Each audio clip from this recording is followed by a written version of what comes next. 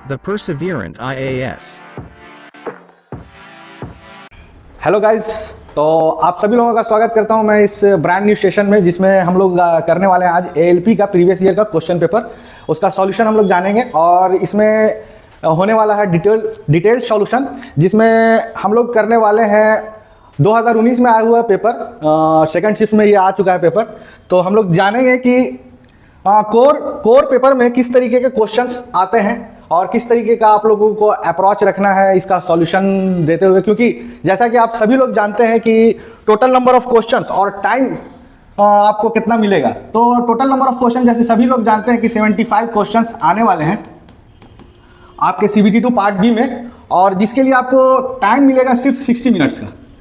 तो number of questions ज़्यादा हैं और टाइम आपके पास बहुत कम रहेगा, इसीलिए हम लोग सबसे पहले ये देखेंगे कि किस तरीके के क्वेश्चंस आते हैं। आपका कोर क्वेश्चन रहेगा, सारा का सारा कुछ जो है आपके ITI के सिलेबस पर ही डिपेंड करता है, और टोटल पैटर्न जो है ITI का ही दिया गया है कि इलेक्ट्रॉनिक्स मैकेनिक्स में किस तरीके के क्वेश्चन आते हैं। तो ज़्यादा देर न करते हुए चलते हैं, हम लोग शुरू करते हैं सबसे पहले कि किस तरीके के क्वेश्चन आते हैं। तो गाइज, ये रहा आज के लिए आपका सबसे पहला सवाल जो निकल कर आ रहा है। तो आप लोग देखेंगे कि किस तरीके का क्वेश्चन निकल कर आ रहा है। सबसे पहला जो क्वेश्चन निकल कर आ रहा है वो आ रहा है आपका डिजिटल इलेक्ट्रॉनिक्स से। किससे आ रहा है? Digital electronics. तो क्वेश्चन आप लोग पढ़ चुके होंगे अभी तक। तो क्वेश्चन में कह रहा है कि which of the gate mention below works as parity checker. यहां पे एक वर्ड आया है पैरिटी चेकर का, जिसमें कहा जा रहा है कि इनमें से नीचे दिए गए ऑप्शंस में से किस गेट का जो यूज किया जाता है वो एज ए पैरिटी चेकर किया जाता है। तो जैसा कि हम लोग जानते हैं, सबसे पहले जानेंगे कि पैरिटी चेकर होता क्या है। तो बेसिकली पैरिटी चेकर एक तरीके का चेकर है जो आपको चेक करता है कि आपके जो ट्रांसमिशन बिट्स हैं, जहां पे से ट्रांसमिट हो रहा है, रिसीवर तक जा रहा है, उसमें जो बिट्स हो रहे हैं उसमें टोटल नंबर ऑफ बिट्स जो है वंस का वो इवन है या ऑड है। तो सबसे पहले हम लोग जान लेते हैं कि पैरिटी करता क्या है। पैरिटी बेसिकली करता ये है कि दो सेम टाइप के मैसेज को मिस कम्युनिकेट होने से बचाता है। यानी कि आपका कोई डेटा अगर ट्रांसमिट होकर रिसीवर तक पहुंच रहा है तो बेसिकली वो जो है दो मैसेज अगर लगातार एट ए सेम टाइम अगर एक ही जगह पे जाने वाला है तो किस तरीके से वो दोनों मैसेज आपस में मिसकम्युनिकेट नहीं हो और प्रॉपर डेस्टिनेशन पे वो रिसीव हो, इसके लिए पैरिटी चेकर का यूज किया जाता है एट द रिसीवर एंड। तो बेसिकली ये क्वेश्चन जो है डिजिटल इलेक्ट्रॉनिक्स या डिजिटल कम्युनिकेशन से रिलेटेड है। तो हम लोग जानेंगे कि पैरिटी, तो इसका डिटेल हम लोग जब थ्योरी क्लासेस में थ्योरी लेक्चर जब मैं लूंगा तो उसमें मैं आपको बताऊंगा। तो सबसे पहले हम लोग जान लेते हैं कि पैरिटी बेसिकली कितने तरीके के होते हैं। तो इसमें देखिए हम लोग सिर्फ और सिर्फ यहाँ पे डिटेल्ड सॉल्यूशन लेकर आए हैं। इसमें आपको डिटेल्ड सॉल्यूशन बताऊंगा मैं, लेकिन इसका डिटेल्ड लेक्चर आने वाले दिनों में, आने वाले क्लासेस में आपको मिलेगी, पूरी प्रॉपर ढंग से मिलेगी। लेकिन फिलहाल हम लोग जान लेते हैं कि पैरिटी बेसिकली दो तरीके के होते हैं। एक कहलाता है इवन पैरिटी और एक कहलाता है ऑड पैरिटी। तो जैसा कि मैंने बता दिया कि पैरिटी होता क्या है, तो ये जो है आपको रिसीवर एंड पे मैसेज को मिसकम्युनिकेट होने से बचाता है। तो इसमें क्या होता है कि अगर कोई बिट्स आप भेज रहे हैं, ठीक है, तो बिट्स भेज रहे हैं तो ये ओरिजिनल मैसेज कहलाता है। तो ओरिजिनल मैसेज में हम लोग करते क्या है कि एक अपने से इसके आगे में कोई भी बिट ऐड कर देते हैं, इसी को बोलते हैं पैरिटी बिट। क्या बोलते हैं इसको? पैरिटी बिट बोलते हैं। ये पैरिटी बिट आगे चलकर रिसीवर एंड पे, यानी कि ट्रांसमीटर से गया रिसीवर पे, तो ये जैसे ही पहुंचेगा रिसीवर एंड पे इस पैरिटी बिट को हटा दिया जाता है, वहां पर डिकोड कर दिया जाता है। लेकिन कहने का मतलब ये है कि इसको सिर्फ और सिर्फ ये जांचने के लिए भेजा जाता है कि हमारा जो मैसेज है किस डेस्टिनेशन पे पहुंचने वाला है। तो बेसिकली इवन पैरिटी, अगर मैं बोलूं कि इवन पैरिटी क्या होता है, तो नंबर ऑफ जो आप भेज रहे हैं बिट्स, उसमें टोटल नंबर ऑफ वंस जो है, वंस का मतलब ये वाला वंस, तो टोटल नंबर ऑफ वंस जो होने चाहिए वो इवन होने चाहिए, इसको बोलते हैं इवन पैरिटी।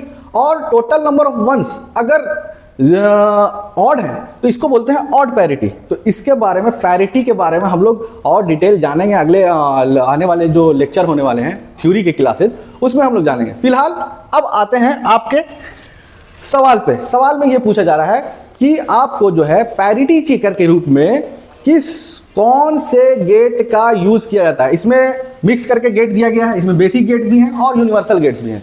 तो बेसिकली इसका आंसर जो होगा वो XOR गेट होगा। आप लोग XOR भी बोल सकते हैं, और इसका अगर XOR नहीं रहे तो आपको ऑप्शन में XNOR जरूर देगा। तो XOR आपका राइट आंसर है यहां पे, और अगर XOR ऑप्शन में नहीं रहता तो XNOR भी दे सकते थे। XOR कुछ इस तरीके का होता है,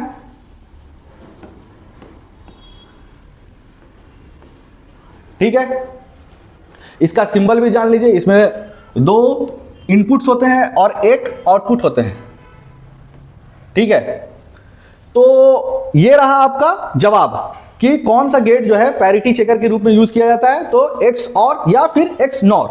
गाइस चलते हैं सेकंड क्वेश्चन पे। सेकंड क्वेश्चन निकल कर क्या आ रहा है यहां देखेंगे। तो सबसे पहले हम लोग जानेंगे कि सेकंड क्वेश्चन निकल कर आ रहा है वो है हमारा आ रहा है किस पार्ट से आ रहा है, बेसिक इलेक्ट्रिसिटी से।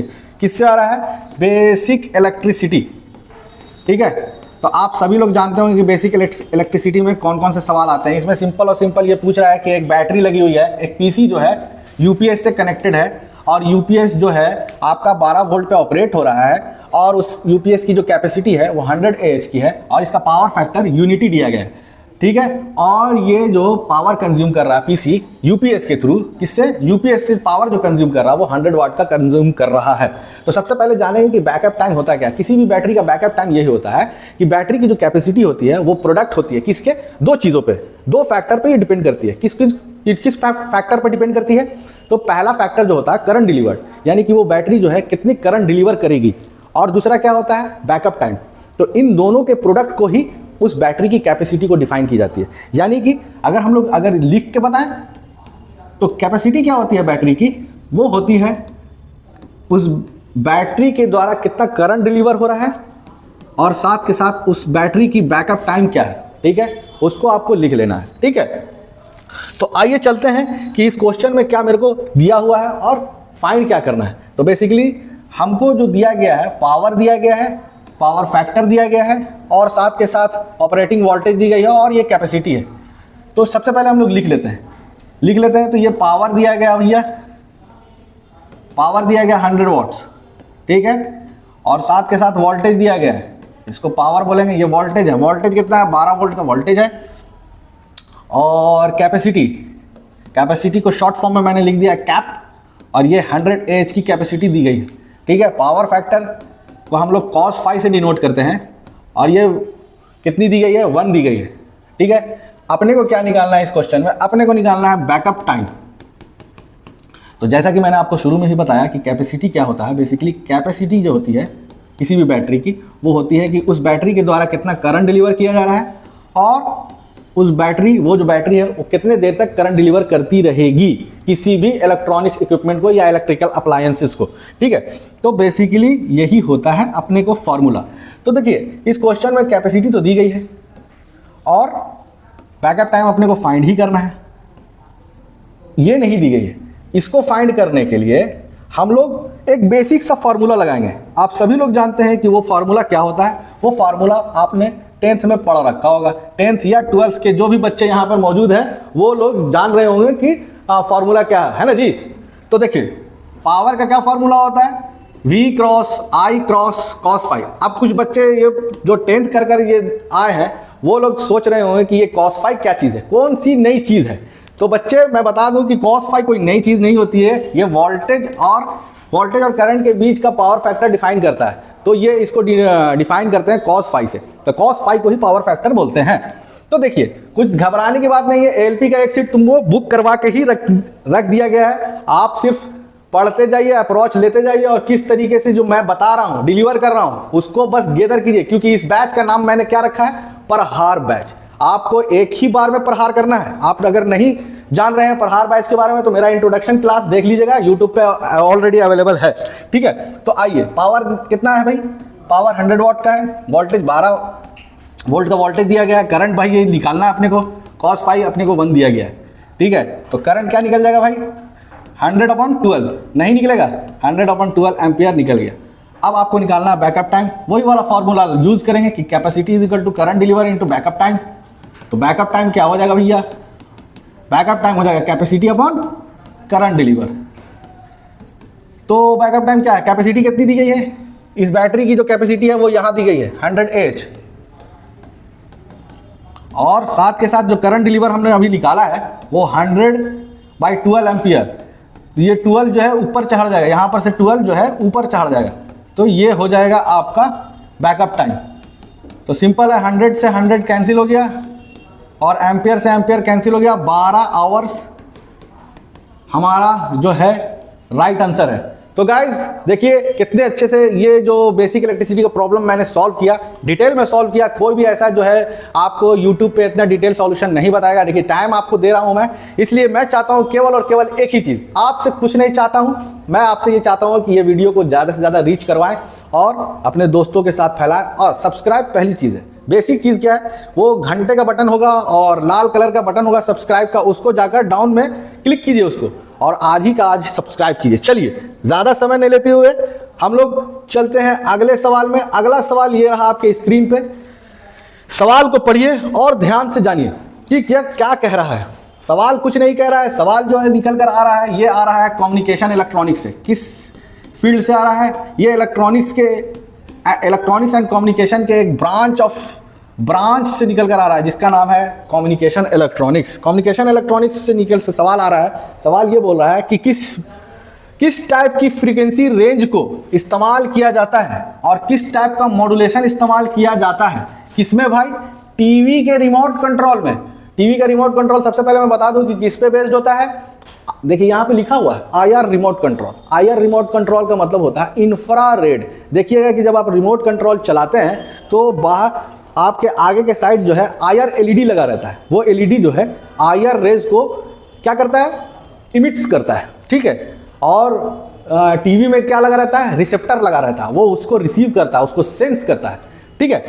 तो यहाँ दो तरीके की बातें पूछी गई हैं, केवल और केवल दो तरीके के। इसमें पूछा गया है कि ये जो टीवी का रिमोट कंट्रोल होता है जो इंफ्रारेड पे बेस्ड होता है, वो जो है किस टाइप की, मतलब किस फ्रीक्वेंसी रेंज में आता है, किस फ्रीक्वेंसी रेंज में ऑपरेट होता है और किस टाइप का मॉड्यूलेशन उसमें यूज किया जाता है। तो ये एक थ्योरेटिकल बेस्ड सवाल है। मैं जो बता रहा हूँ वो बिल्कुल आराम से याद कर लीजिए, रट लीजिए। ये एकदम कोई सवाल जो होता है आपको अपने टंग पे रखना है और बस देखना और मारना है, क्योंकि हर सवाल लेंदी नहीं देगा। वहाँ जो पेपर जो एग्जामिनर होता है वो सवाल कुछ इस तरीके से देगा कि कुछ सवाल लेंदी देगा और उसी को कंपनसेट करने के लिए कुछ सवाल आपको रटाया देगा। मतलब आप बस देखिए और क्लिक कीजिए। तो यही वही सवाल के अंतर्गत आ रहा है। सवाल क्या कहता है भैया कि किस फ्रीक्वेंसी रेंज और किस टाइप का मॉड्यूलेशन यूज किया जाता है IR रिमोट कंट्रोल, इसमें टीवी के रिमोट कंट्रोल में। तो इसका जो आंसर निकल कर आएगा वो आएगा ऑप्शन नंबर ए।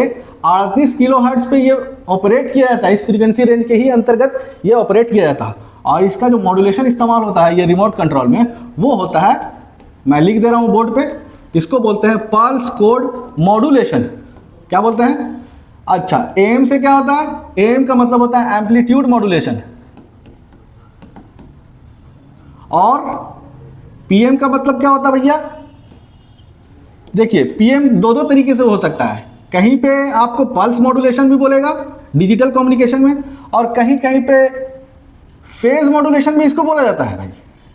इसलिए घबराना नहीं है, ये PM कुछ भी हो सकता है। और FM को क्या बोला जाता है भैया? Frequency modulation. तो ये सारी चीज़ें को अगर आप लोग को जानना है कि ये सारी चीज़ें क्या होती है, तो मेरा डिटेल लेक्चर आने वाला है इलेक्ट्रॉनिक्स मैकेनिक के होल सिलेबस बेस पे। तो उसमें इन सारी चीज़ों को डिफाइन की जाएगी प्रॉपर ढंग से, ठीक है। फिलहाल आपका जो आंसर निकल कर आएगा वो ऑप्शन नंबर ए। अगला सवाल चलते हैं। आपके अगला सवाल जो निकल कर आ रहा है वो आ रहा है आपके स्क्रीन पर, ये रहा। सवाल पढ़ेंगे। सवाल में कुछ नहीं है। सवाल जो अब ये कौन से इलेक्ट्रॉनिक के किस पार्ट से आ रहा है? ये आ रहा है पावर इलेक्ट्रॉनिक्स से। किससे आ रहा है? पावर इलेक्ट्रॉनिक्स से। देखिए हर क्वेश्चन को मैंने ये किस पार्ट से आया है उसको मैं डिफाइन करते हुए चल रहा हूँ, ठीक है। तो चलिए, इसमें पूछ रहा है कि इनमें से कौन सा जो डायोड है, देखिए बेसिकली तो ये सारे डायोड्स ही हैं, तो इनमें से कौन सा डायोड जो है फोटो डिटेक्टर के रूप में इस्तेमाल किया जाता है। कहाँ भाई? फाइबर ऑप्टिक कम्युनिकेशन में। तो सबसे पहले आजकल जो भी यहाँ पर बच्चा ऑफलाइन बैठा हुआ है और ऑनलाइन जो देख रहा है, वो उन दोनों को मैं बता दूं कि भैया आजकल तुम लोग नेट बहुत चला रहे हो और पुराने ज़मानों में जो साइबर कैफ़े का इस्तेमाल होता था आजकल वो कहीं विलुप्त हो गया है। क्यों हो गया भैया?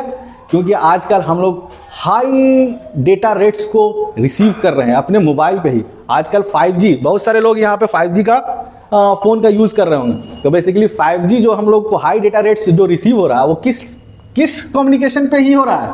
तो भाई साहब मैं बता दूं कि ये 5G 4G ये सब फाइबर ऑप्टिक्स कम्युनिकेशन के अंतर्गत आते हैं। तो फाइबर ऑप्टिक्स, जब से ये फाइबर ऑप्टिक्स इंट्रोड्यूस हुआ है इलेक्ट्रॉनिक्स के क्षेत्र में, तो भैया क्रांति ही क्रांति आ गई है, क्रांति ही क्रांति। तो फाइबर ऑप्टिक्स कम्युनिकेशन जो ये क्रांति आई है, तो इसमें बोल रहा है कि इस कम्युनिकेशन में फोटो डिटेक्टर के रूप में किस टाइप्स का डायोड यूज़ किया जाता है। ये भी एक थ्योरेटिकल क्वेश्चन है और इसका जवाब जो होगा, देखिए टनल डायोड तो बेसिकली ये यूज़ किया जाता है टीवी कम्युनिकेशन में, ठीक है। लेज़र डायोड ये भी आपको क्या कहते हैं, फाइबर ऑप्टिक्स में तो यूज़ नहीं होगा, माइक्रोवेव्स कम्युनिकेशंस वगैरह में इसको यूज़ किया जाता है। और एलईडी यानी कि लाइट इमिटिंग डायोड, ये तो एकदम नॉर्मल सा डायोड होता है, ये तो यूज़ होगा ही नहीं। होगा यूज़ क्या, तो पिन डायोड। पिन डायोड एक स्पेशल टाइप का डायोड होता है, पीएन जंक्शन डायोड ही होता है। जो नॉर्मल डायोड होता है उसको बोलते हैं पीएन जंक्शन डायोड, लेकिन ये स्पेशल टाइप का डायोड है। इसमें एक तो इंसुलेशन डाला जाता है, पी टाइप साइड के और एन टाइप का जो मटेरियल का साइड है, उन दोनों को आइसोलेट किया जाता है एक इंसुलेटर डालकर, इसीलिए इसका नाम रखा गया है PIN, पिन डायोड, ठीक है। तो इसका आंसर जो होगा पिन डायोड होगा। तो चलिए अब बढ़ते हैं आपके आज के नेक्स्ट सवाल जो है, नेक्स्ट सवाल पे हम लोग आते हैं। नेक्स्ट सवाल जो ये निकल कर आ रहा है वो आ रहा है फिर से एक बार फिर से डिजिटल इलेक्ट्रॉनिक्स पे। तो ये सवाल हम लोग पढ़ेंगे और जवाब देंगे। ये भी एक थ्योरेटिकल बेस्ड क्वेश्चन है, थोड़ा सा हम लोग डिफाइन करेंगे और आगे चलेंगे। इसमें बोल रहा है कि ट्रिगर, इसमें ये सारे ट्रिगर के रूप में इस्तेमाल किए जाते हैं, कहाँ, सीआरओ में या डीएसओ में। अब सबसे पहले हम लोग जानेंगे कि भैया सीआरओ क्या होता है और डीएसओ क्या होता है। सीआरओ का फुल फॉर्म होता है कैथोड रे ऑसिलोस्कोप। पहले आप लोग टीवी देखते थे, लेकिन टीवी जो होता है कमर्शियल अप्लायंस होता है, बट सीआरओ जो होता है हार्ट ऑफ द इलेक्ट्रॉनिक्स बोला जाता है। भैया इसको हार्ट ऑफ द इलेक्ट्रॉनिक्स क्यों बोला जाता है, क्योंकि ये एक दिल है। दिल है, किस लिए दिल है भैया, तो ये जितने भी टाइप्स के पल्सेस होते हैं, सिग्नल्स होते हैं, इनको मेजर किससे किया जाता है, इसको आंखों से कहाँ देखा जाता है, उसको आंखों से देखा जाता है सीआरओ पे ही और डीएसओ पे। ये दोनों आपस में एक तरीके से समझ लीजिए भाई है। ये खाली एनालॉग डिवाइस होता है और ये कुछ होता है भैया, ये होता है डिजिटल, लेकिन काम दोनों सेम ही करता है। तो पुराने ज़माने में सीआरओ होता था, आजकल हम लोग जो है अपने कॉलेजेस वगैरह में भी जो भी मैं प्रैक्टिकल्स करवाता हूँ वो डीएसओ पे ही करवाता हूँ, ठीक है। तो बेसिकली डीएसओ का मतलब होता है डिजिटल स्टोरेज ऑसिलोस्कोप, और सीआरओ का मतलब मैंने बता दिया कैथोड रे ऑसिलोस्कोप। तो ये जो ऑपरेट होता है ट्रिगर, ट्रिगर का मतलब ऑपरेट करने के लिए फर्स्ट टाइम जो आपको ट्रिगरिंग किया जाता है, स्टार्टिंग ट्रिगरिंग मतलब कि उसको जगाया जाता है। तो किस पल्स के थ्रू जगाया जाता है, कौन से पल्स अप्लाई की जाती है सीआरओ पैनल्स पे। तो भैया सॉरी सीआरओ पैनल्स पे नहीं, डिजिटल डीएसओ पैनल पे, डीएसओ पैनल पे किस टाइप का ट्रिगरिंग पल्स को अप्लाई किया जाता है। देखिए एज ट्रिगर नहीं किया जाता है, लेवल ट्रिगर नहीं होगा, पल्स विड्थ ट्रिगर नहीं होगा। मतलब इसमें देखिए बेसिकली बोल रहा है कि किस टाइप के ट्रिगरिंग पल्स का इस्तेमाल नहीं किया जाता है। सवाल में देखिएगा बहुत ही इंपॉर्टेंट चीज दिया है कि नहीं किया जाता है। तो एज ट्रिगर से तो किया जाता है, लेवल ट्रिगर से भी किया जाता है और पल्स विड्थ से भी किया जाता है। तो ट्रिगरिंग अगर नहीं किया जाता है डीएसओ को, तो केवल वीडियो ट्रिगरिंग से नहीं किया जाता है, इसलिए आपका जो जवाब होगा यहाँ पे वीडियो ट्रिगरिंग होगा। चलिए तो अब बढ़ते हैं आज के नेक्स्ट सवाल पे। नेक्स्ट सवाल जो निकल कर आ रहा है वो आ रहा है इंस्ट्रूमेंटेशन इलेक्ट्रॉनिक्स से, यानी इंस्ट्रूमेंट इलेक्ट्रॉनिक्स से। इसमें बेसिकली हम लोग इंस्ट्रूमेंट्स के बारे में जितनी सारी चीज़ें, इंस्ट्रूमेंट्स को कैसे डिज़ाइन किया जाता है, कैसे मेंटेनेंस किया जाता है, ये सारी चीज़ों को जानते हैं।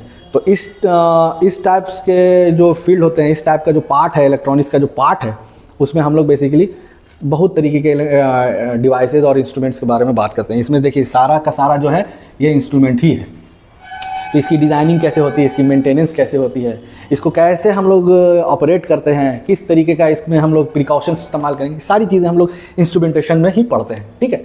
तो अगला जो सवाल है उसको जानने से पहले मैं फिर से आपको याद दिला दूं कि जो बच्चे जो है नए जुड़ गए हैं या नए जुड़ रहे हैं, तो वो लोग जो है ज़्यादा से ज़्यादा इसको लाइक करें और सब्सक्राइब तो ज़रूर करना है।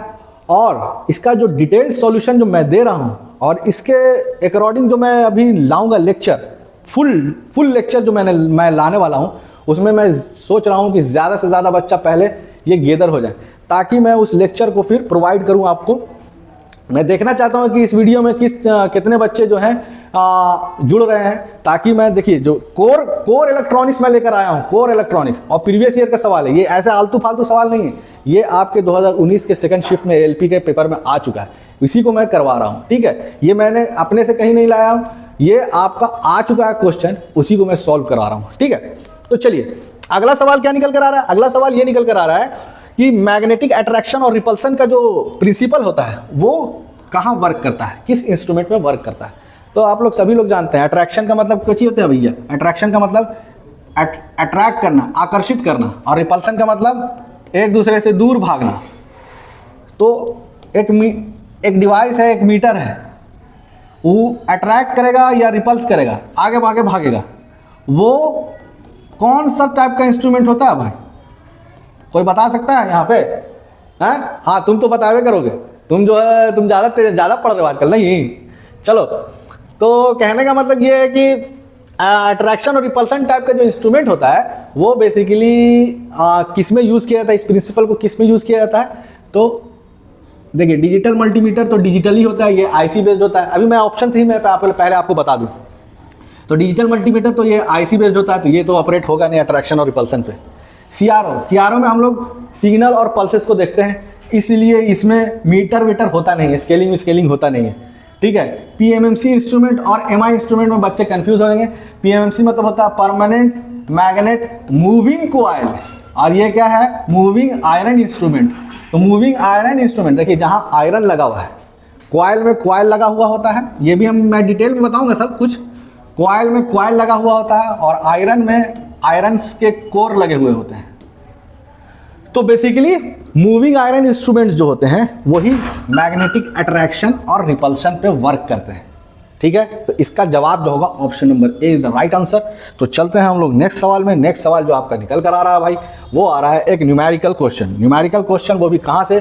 देखिए, मैं बता दूं कि पहले का जो निम्मी का जो सिलेबस था, वो डीजीटी का जो सिलेबस था इलेक्ट्रॉनिक्स मैकेनिक के लिए, उसमें कुछ पार्ट आपको इलेक्ट्रिशियंस के भी पढ़ने हुए होते थे, जैसे कि क्या कहते हैं, इंडक्शन मोटर्स वगैरह और जनरेटर्स वगैरह। ठीक है, लेकिन उन सारे पार्ट्स को अब थोड़ा सा निकाल दिया गया है और उसकी जगह पे अब पावर इलेक्ट्रॉनिक्स को इंट्रोड्यूस किया गया है, खास करके डीजीटी के द्वारा। कोर इलेक्ट्रॉनिक्स अब उसको बोल सकते हैं, उसमें इलेक्ट्रिशियन के कोई भी पार्ट्स इंक्लूड नहीं है फिलहाल। लेकिन ये प्रीवियस ईयर का क्वेश्चन है, इसमें आपको इलेक्ट्रिशियन का सवाल इंक्लूड किया गया है। ये उसी इलेक्ट्रिशियन के पार्ट से दिया गया है, एक न्यूमेरिकल क्वेश्चन है जो कि इंडक्शन मोटर पे बेस्ड है। तो इसमें जो सवाल दिया गया है, इसमें दिया गया है सिंक्रोनस स्पीड। सिंक्रोनस स्पीड जो है इंडक्शन मोटर की दी गई है, इसको हम लोग एनएस से डिनोट करेंगे। एन का मतलब होता है स्पीड और सिंक्रोनस का मतलब हम लोगों ने शॉर्ट कर दिया एनएस। तो एनएस जो होता है 1000 आरपीएम। आरपीएम मतलब रोटेशन पर मिनट इसको बोलते हैं भाई लोग। ठीक है, और इसमें जो है रोटेशनल स्पीड जो दी गई है वो 980। रोटेशनल स्पीड को हम लोग एनआर से डिनोट करते हैं, वो 980 आरपीएम है। ठीक, कोई दिक्कत नहीं होनी चाहिए, रोटेशन पर मिनट। ठीक है, अब आपको कुछ नहीं बता रहा है, यहाँ पे सिंपल सा सवाल है कि मैं इधर नहीं देख के इधर बता देता हूँ। परसेंटेज स्लिप निकालना है। स्लिप समझते हैं? नहीं समझते हैं? स्लिप का मतलब एक दूसरे के ऊपर चढ़ जाना, मतलब कि स्लिप कर जाना। दो पेपर एक साथ रखे हुए हैं और दोनों को एक साथ अगर आप बढ़ाइएगा तो फिजिक्स का लॉ एक ना एक आगे निकलेगा, दूसरे पे स्लिप कर जाएगा। ठीक है, तो यहाँ भी क्या होता है कि मोटर जो है एक दूसरे मोटर और रोटर में एक पट्टी लगी हुई होती है और वो बहुत स्पीड में जब घूमती है तो एक ज़्यादा स्पीड में घूम रही है, एक कम स्पीड में घूम रहा है, तो एक दूसरे पे तो स्लिप जरूर करेगा। तो इस केस में स्लिप, परसेंटेज स्लिप पूछा जाता है कि कितना परसेंट का स्लिप ये निकाल रहा है इंडक्शन मोटर। तो कुछ नहीं, परसेंटेज स्लिप का जो फॉर्मूला होता है वो होता है भाई NS minus NR upon NS, और परसेंटेज है चूंकि उसमें 100 से मल्टीप्लाई कर देंगे। ठीक है, कोई दिक्कत नहीं होनी चाहिए। ठीक है, तो आगे बढ़ते हैं। तो परसेंटेज स्लिप क्या निकल के आ जाएगा सामने हमारे? परसेंटेज स्लिप जो निकल कर आएगा वो NS minus NR upon NS और 100 से मल्टीप्लाई करेंगे तो ऊपर बच जाएगा 20 और नीचे बच जाएगा 1000 परसेंटेज निकालना है तो 2 से 2 कट गया, 2 से 1 0 से 1 0, 2% का स्लिप ये जनरेट करेगा भाई। तो 2% का जो स्लिप जनरेट करेगा वो option number C is the right answer for this question.